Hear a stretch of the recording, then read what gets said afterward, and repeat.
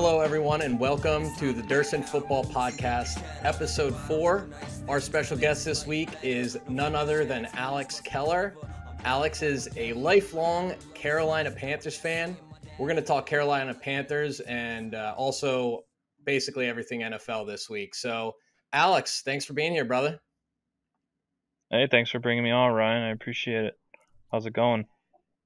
Oh, it's going well. You know, anytime I can get a different perspective on this show so far, we've only had Eagle fans. So you're actually the first non-Philadelphia Eagles fan on the Derson Football Podcast. So I hope you feel honored. Oh, I do. I hope I can do it justice. Oh, I'm sure you can. While we're on that topic of the Panthers, I'm interested to hear your story. I don't know too many Carolina Panthers fans. In actuality, I only know two. So tell me the story about how you became a fan of the Carolina Panthers. It's a bit of a slow story, but basically the first year I'm a big fantasy football guy. I like to play. I like to, always be analyzing like players and stuff like that. And my first year I ever played, I drafted Cam in the 8th or 10th round or something like that in his rookie season. And I was like, well, maybe if he does well, maybe I can do well with this. And he obviously popped off that season, and he ended up winning me the championship. So it was the first time I ever played fantasy football, and I just won. I was like, oh my gosh. And then plus some of my favorite vacations when I was growing up were with my one friend, and he always took us down to Carolina. So I mean, it was just a great time. That's pretty cool. I never met a fan who became a fan through fantasy. So that's your new age fan, I guess. So at that point, I'm trying to think here. Cam Newton got drafted in 2012? 2011. So I think it was 2011, yeah. So at that point, you were a free agent. So you didn't really have a favorite team at that point. Yeah, so what actually happened was before them, I was a Chiefs fan because I liked their color scheme because I was a kid. I was a kid, so I liked their color scheme, and it happens. And they had just gotten Andy Reid. Yeah, and they had just gotten Andy Reid, so I was like, oh man, I know what Andy Reid brings from Philly. I'm not a huge fan of Andy Reid, so I decided I was like, all right, I'm a free agent in the fandom. Yeah. No, sometimes when you're a kid, you just like whoever you think you like, but then as you grow older, you realize who you're a true fan of. Do you ever foresee yourself trading teams again, or are you a Carolina Panthers fan for life? I don't foresee it. I really don't think I'm going to, but it's I also block, apparently. I like to follow other teams. Okay. What's that? It's always an option. It sounds like to me. That's the tone I'm getting. Well, that's good. You keep your team honest, I guess, that way. So tell me, who is your favorite Carolina Panther of all time? I think I would say Cam, honestly. He brought so much flair to the game. How could you not go Cam Carolina after a fan? Yeah, well, and not only that, he made being a Carolina Panther fan fun. He gave them a really good winning season. He took them to the Super Bowl.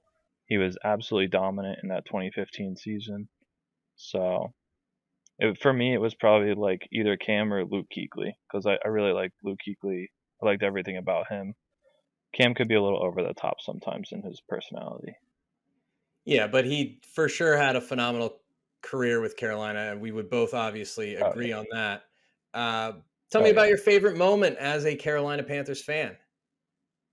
It was the playoff run to get to the Super Bowl. I don't want to say the Super Bowl because it ended pretty poorly, but the playoff run to get there was really special. Because I know they beat the daylights out of the Cardinals, I think, to get to the Super Bowl. And I was like, wow, that was awesome. I thought the Cardinals were actually going to win. And I was like, oh, wow, that's incredible. Yeah, anytime your team makes a Super Bowl run, it's one heck of a treat. Let me tell you, from firsthand experience over here more recently. But that brings us, we're going to get back to the Panthers here in a couple minutes, but I wanted to talk about Chris Sims quarterback rankings for this year's draft. Obviously, the Panthers are a high candidate to take a quarterback in this draft. And I had briefly touched on it in the last episode with Alex Speck, but now that you're here, I wanted to talk about it more in depthly. So, Chris Sims quarterback rankings. I'm going to read down the list here. Number 1, he has Zack Wilson. 2, Trevor Lawrence. 3, Mack Jones. 4, Kellen Mond. 5, Justin Fields. And 6, Trey Lance. And I just want to talk to you about these rankings, get some feedback, and maybe tell me what your rankings would be. So I guess I'll start with just my personal rankings, just to kind of clear the air on how I'm feeling, and then I'll just go down as to my differences on this. Yeah. So I have Trevor Lawrence, then Zack Wilson, and then Justin Fields, then Trey Lance, then Mack Jones. And then I honestly hadn't even heard of Kellen Mond. So when he had 6 players up there, I also had Kyle Trask, but I really didn't. Yeah, Kellen Mond came on heavily in the 2020 season, so that's fair. But Mack Jones, you have awfully low on that list. Talk to me about why he's so low on your list. Well, I know he just won a national championship, and he's like the first Alabama quarterback to get the best quarterback in the country award from Alabama. But I mean, if you look at it, Bama always has the best team. They're always in the national championship. They're always in the final or the playoff, the college football playoff. It's hard to put a quarterback like so high when he didn't even win the Heisman, but his teammate did. Like Devonta Smith you could make a case that Devonta Smith was just as valuable to that team as Mack Jones, if not more. So Mack Jones, he's the one with the ball in his hands more often, but it seemed like Devonta Smith was more of a difference maker than Mack Jones. And that is a knock that we hear often on Mack Jones, is that his receivers were wide open all the time. To your point, when you have a guy like not only Devonta Smith, but you got Jalen Waddle, you just have talent all around you. So these guys are running wide open. Zack Wilson, number 2, that seemed to be the case, but now, I think we can all agree that Trevor Lawrence is very likely going to go number 1 overall. But what do you know about Zack Wilson in comparison to Trevor Lance in terms of, how he made that jump, or at least how Chris Sims thinks he made the jump to number 1 over Trevor Lawrence? So Chris Sims felt that after studying a lot of game tape on Zack Wilson, that he was just a more natural player of the position. It seemed like he felt that Trevor Lawrence was more of an athlete. And I get that, because Trevor Lawrence he's a physical beast to go along with the fact that he knows how to play the position well. But from what I got from Chris Sims, he felt that Zack Wilson was more of a pure quarterback than Trevor Lawrence. Trevor Lawrence was more of like a just beat you by God-given talent rather than, moving shifting the pocket, rolling out, and taking advantage of holes in the defense, where Trevor Lawrence is just, I'll run around you, through you, or I'll throw it around you or through you. Like, you know what I mean?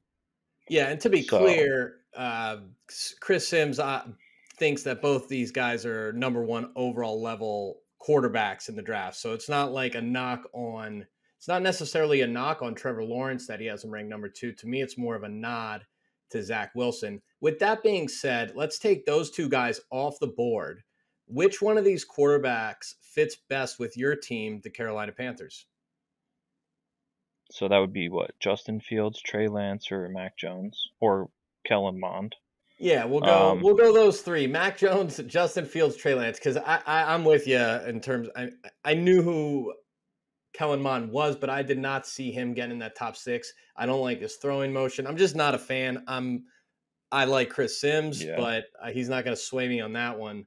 But let's go between Fields, Lance, and Jones. Which one of those guys fits best with Matt Rule's Carolina Panthers? So I don't think it's Mack Jones, because from the from what I've seen, the Panthers were a little disappointed in Teddy's lack of mobility and lack of being Mm-hmm. a pure like athlete. So I don't think Okay. they would go with Mack Jones because he's not very mobile. Um, I would hope. I think the best talent of the remaining two, which is between Fields or Lance, I think the best talent is Trey Lance. But it's just scary to draft someone who played one game this past season, especially to see like, is he going to develop into something special like a Patrick Mahomes, or is he going to possibly fall flat on his face? So at the 8 spot, if both Fields and Lance are available, I think I would go for Trey Lance just based on upside. Wow, that's interesting. I was kind of expecting you to go Fields. Fields feels like the more sure thing, if there is such a thing Yeah, in the NFL draft when it comes to yeah, the quarterback position.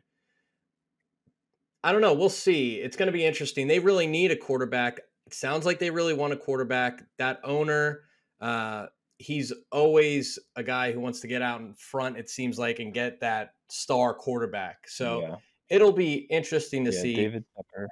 Yeah, he's quite the character. So let's talk about the current state of the Carolina Panthers. Last year, first year with Matt Rule as the head coach and leader of the franchise, they went 5-11, but they were in a lot of close games. And here we are moving forward. Obviously, they have that 8th overall pick in the draft. And today they franchise tagged the tackle Taylor Moton, I believe. Correct? They did franchise him. Yep, yep, yep. So, talk to me about the team overall moving into 2021. What do they need to do this offseason in order to be contenders in a division that in the next couple of years is likely going to be there's going to be an opening with the older quarterbacks in that division. So, there's going to be an opening for a team to really rise up. So, tell me what they have to do this offseason to move that franchise in the right direction and become a winning team. Yeah, I mean the Panthers' motto is keep pounding, right? So what they need to do is they need to continue the rebuild that they kind of started last year by going all defense. Mm-hmm. I think that the biggest thing they need to do this offseason is they need to lock down a possible quarterback for the future, or like a definite one. And Right. then outside of a quarterback, I would like to see them continue to go defense. Um, I don't think our defense is good enough that you can just lock it, like just be like, oh no, we're okay for now. Like Christian McCaffrey's a all world talent. You know, our receivers are good to good to pretty good right now. We have Mm-hmm. two 1,000-yard receivers this year, which not a lot of teams can say. So I'm okay with them on the offensive end if they can lock down a good quarterback. And then I think that they should focus on defense after quarterback. Speaking of the wide receiver position, Curtis Samuel's a free agent. Tell me your thoughts on Curtis Samuel. Samuel, do you think he's worth the re-signing? Do you think they do re-sign him? And talk to me about the player overall and how he fits in with this team. Over the past couple of years, I think that I I I personally feel we've seen a devaluing of like paying up for skill positions like running backs or sometimes even wide receivers. Mm-hmm. So I think Curtis Samuel is a great player, and I think he's a pretty good talent. But I think that they could get someone as talented for cheaper in the draft, maybe in the second round or something, Hmm. or the third round, if they were to just grab a wide receiver. Because Curtis Samuel is very versatile in that he could play like a little bit of running back or receiver, Right. but Right. I For don't sure. think he was so talented that we couldn't replace him. So, and forgive me, I don't know. The 2,000-yard wide receivers, was Robbie Anderson one of those two, or was it Curtis Samuel and DJ Moore? Yep. It It was. was Okay. DJ Moore and Robbie Anderson. Yep. So it was DJ Moore and Robbie Anderson. Those were the Yep. 2,000-yard receivers. Well, Curtis Samuel, I believe he had over 1,000 yards combined with when you add in those rushing. Like you mentioned, he adds that threat, especially on those inside runs we saw a lot last year, which was pretty Hmm. impressive. To be quite honest, we hear a lot about these guys in the draft who can play the slot and are former running backs, but rarely do we see that talent Yeah. talent translate to the NFL. We saw it with them. The other thing you mentioned in that statement, which I really was probably my favorite thing, you mentioned that draft class last year. I want to talk about that. So listen to this. We're not even going to just talk about last year's draft class. We're going to talk about this team's draft history because it's dang impressive. So last year, their top, so they went Derek Brown, who to me was the best D tackle in the draft. I think Gross Matos, good pick. Yeah. Gross Matos, they got in the second round. Jeremy Chin, they also got in the second round. And then they got Troy Pride Jr., cornerback out of Notre Dame. Those 4 players combined started 45 games last year. And that defense is young and talented. I'm going to go back a little bit here. Let's go back. 2017. I'm just going to rail off because I was shocked when I looked at this team's draft history. In 2017, they got Christian McCaffrey, Curtis Samuel, and Taylor Moton, the guy they just franchised today. Then you move into 2018, they got DJ Moore and Dante Jackson, a really solid corner for them. 2019, Brian Burns, who's got 16 and a half sacks in his first 2 years in the league, looks like a stud. They also got Greg Little, who's not much, but he's a backup tackle. But this team, talk to me about their drafting over the years. Are you as impressed as I am, or am I just getting a little excited for no reason over here? Oh, yeah. I really like that they're building through the draft. And they've had really great success in recent years in the draft. What other pieces do they need to add? We talked about those 4 guys they took last year. What do they need to add to make that defense and take it to the next level? I would really like to see them add a free agent pass rusher to pair up with Brian Burns. I think with Derek Brown in the middle and Burns on the one side, I think that a little bit of veteran leadership along with some established talent could really take the defense to the next level. I think Chin is a really good safety. Has such a good. They do have a little bit of money to spend. Yeah, and I'm not sure. I think the Bucs will lock down Shaq Barrett, but it would be really nice if they could get Shaq Barrett. That would be nice. It does sound like they're gonna be able to re-sign him there in Tampa, but there are other edge rushers available, and if anything, we talk about that. Somebody to put opposite of Brian Burns, Gross Matos can play a lot inside as well. So if they can slide him in and, like you said, add that other rusher on the other side of Burns, it's going to be a scary defense for sure for years to come. Before I forget, Alex, I wanted to talk about the success that this franchise overall has had. You've been a fan since 2011 or so. Yep. Even when going back, they're the second newest franchise in the NFL behind the Houston Texans, but they've done a really great job of hiring at the most important position.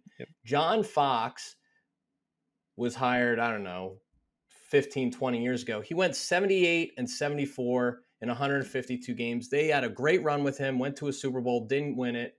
Ron Rivera, 79, 67 and 1. Same deal, similar career, went to a Super Bowl, didn't get the job done. Then they go and hire Matt Rule in 2019, 2020. Do you think Matt Rule is the guy that's going to stick around and not just talking from a fan perspective, take yourself out of the fan for a second, looking at this team and this franchise as an overall entity, do you think that Matt Rule is the guy that's going to stick around like John Fox and Ron Rivera and lead this team to a Super Bowl? So it's hard to not root for Matt Rule. I believe he's a Temple guy. So, that's a local guy that you got to always show some love to. But as far as sticking around, I think he has a very good chance to stick around. He signed a relatively long deal. David Tepper went out and got a young, forward-thinking coach, which seems to be all the rage in the NFL right now. And the biggest thing for me, I'm a Matt Rule fan, but I'm a big Joe Brady fan. I think Joe Brady is actually a very good coach, a very good offensive coordinator who will be a very good head coach. Which could spell trouble for a franchise. We've seen this before where, you have a really great offensive coordinator and next thing you know, he's out the door and now you need a new one. So for your sake, I kind of hope I hope Joe Brady sticks around for a little bit. They get a young quarterback and let him develop with Joe Brady and then maybe Joe Brady branches out. Before we move on from the Panthers, what are the, I guess if you, I don't know how to ask this directly, but what are the chances, maybe 1 to 10, 10 being the highest chance, what are the chances the Carolina Panthers make a crazy trade and go and get that quarterback from the Texans, Deshaun Watson? Yeah, I've seen the rumors come around about, some of the potential offers that the Panthers floated over to the Texans, but I think the likelihood of it is maybe like a 5, because as much as I like the Panthers, I don't think that they can offer more than Miami can. And then as far as how much I would want it, it would be a 10, because I mean, he's incredible. I think the Right. more likely blockbuster trade I they don't make know. is for Darnold, which is not going to be a blockbuster trade at all. It's just going to be a trade. Yeah, I don't see them doing that. It's not enough of a splash for me. I Yeah, think they'd rather go rookie quarterback at 8. yeah, But it's interesting to think about because I don't know. It doesn't seem like anybody competent is really running the Texans organization right now. So if they miss out on some of those top uh, trade opportunities with a team like Miami and they come to 8 and then they get this crazy offer and there's still a quarterback who they like available to the point where they can trade him to Carolina Panthers and they can get a quarterback that they like, there's a little bit of a chance, but we'll have to see. It's going to be interesting for sure. And I just want to close out on the Panthers by saying I think this team is the best franchise in the NFL in the last 20 years to not win a Super Bowl. yeah. I think about that. You look around the league and you don't got to think, you think about it, rack your brain, but I'm telling you, you take them up against anybody. They've been a competitive franchise. They have their peaks and their valleys and their dips, Yeah, right? So, and right now they're in a dip, but I see this team coming back. I think Matt Rule's the guy. And I'm telling you, when I look at these last 4 draft classes, if Philly could do that, man, I'm telling you, I'd be jumping for joy. It really is incredible when you talk about these drafts. Now, I mentioned the 4 guys from last year. They're going to have to prove it some more. They had a really good first year, but they're going to have to prove it some more. But that was fun talking about the Carolina Panthers, getting a different fan perspective. And before we let you go, Alex, some big news in the NFL today.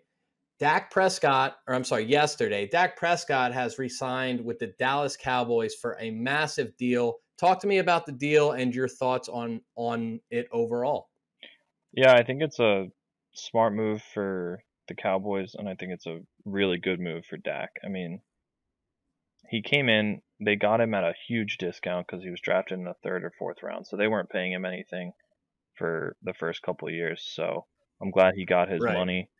I think as a nation, I think a lot of people kind of rooted for Dak when he went down with that injury, that gruesome injury. So it was good to see him get his money. He's a nice guy, and I think that he could be really good for the Cowboys. He just keeps working, and they try and assemble somewhat of a defense over there, and they could be pretty good. As far as the money goes, he's getting, I think, the second most in the NFL right now behind Mahomes, which I'm not 100% sure he deserves, but I'm not a GM, so. Well, you're probably right, Alex, but the Dallas Cowboys, in a way, put themselves in that position to overpay because they didn't pay him when they had a chance. They were paying everybody else. And quite frankly, I'm not surprised they signed him, but they've done a really nice job there in Dallas of massaging the salary cap and being able to keep as many players as they have. I don't know how this turns out long term, but the fact that they've been able to sign guys like Ezekiel Elliott, even Jalen Smith on the defensive side of the football. Then you talk about the wide receiver. Now they're re-signing Dak Prescott to be able to keep all those guys is impressive. Now, are they able to turn it into success in the NFC East is the real question. Yeah. Do you think that's something? Do you think they're the NFC East favorites moving into 2021 now that they've re-signed Dak? No, I think I know a lot of people. I know this is going to hurt your feelings a little bit, but I know a lot of people are high on the Giants this year. I still think if the Redskins can lock down or not the Redskins, the football team if they can lock down a quarterback, I think they're probably the most likely division winner. Wow, so you're going with the Washington football team who doesn't even have their starting quarterback. They're QB1 right now. I can't even pronounce his last name. Taylor Heineke or something. Oh like yeah, that. he's a baller. Heineke. He's a baller. Well, that's a bold statement. I'll be interested. I'm going to write that one down. Washington football team, division leader per Alex Keller. We'll have to see about that. But Alex, it's been a great experience having you on the Derson Football Podcast. Really appreciate you coming on. Thank you so much. Thanks for bringing me on, Ryan. I appreciate it. Anything to say?